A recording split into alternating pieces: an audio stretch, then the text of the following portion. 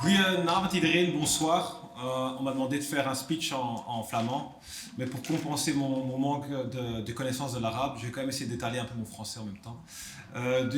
Ik ga de speech in twee talen proberen te doen, zo goed als mogelijk. La semaine passée, on a eu la grande question, est-ce qu'on est du bon côté de l'histoire ou pas? Est-ce qu'en signant le traité de Marrakech, est-ce qu'en étant présent à Marrakech tout court, est-ce qu'on est du bon côté de l'histoire ou pas? Et c'est une discussion qui pour moi était assez ridicule, si je peux me le permettre. Parce que pendant la semaine où il y avait tout le débat en Belgique, avec une délégation des jeunes CD&V, on se trouvait au Liban. We zaten dus in Libanon, waar dat we gesproken hebben met de ambassadeur, waar we gesproken hebben met een aantal politieke organisaties, waar we gesproken hebben met een aantal NGO's en waar we ook naar een vluchtelingenkamp zijn geweest.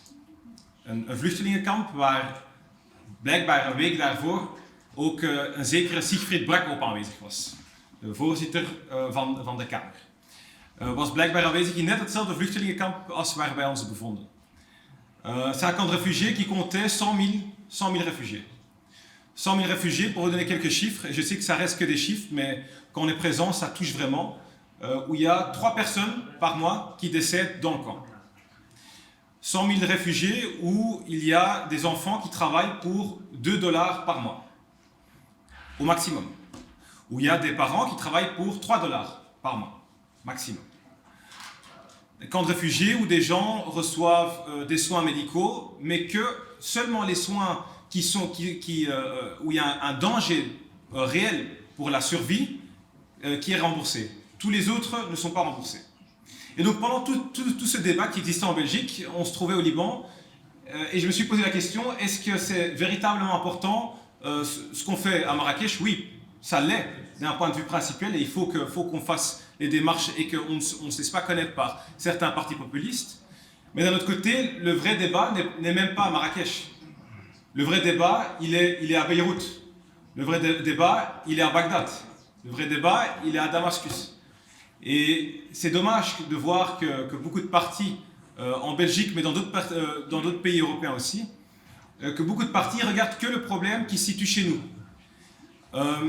Et un des arguments qu'on donne tout le temps, een van de argumenten die we altijd geven vanuit de politieke partijen, is de mensenrechten. Ja, maar we hebben de mensenrechten en we hebben de Conventie van Genève. En we hebben artikel 3 van het Europees Verdrag van de Rechten van de Mens.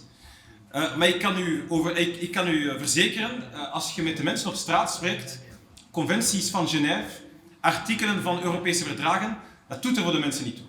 Het zegt heel weinig. Wat de mensen wel iets zegt, dat is het werk van heel veel organisaties. Het werk dat organisaties op het terrein doen om heel duidelijk te maken waarom dat die verdragen belangrijk zijn in de praktijk en waarom dat die ervoor zorgen dat in landen zoals in Irak, in Syrië, maar ook gewoon bij ons, de vluchtelingen die het bij ons moeilijk hebben, waarom dat die verdragen ervoor zorgen dat die mensen op een menswaardige manier kunnen leven.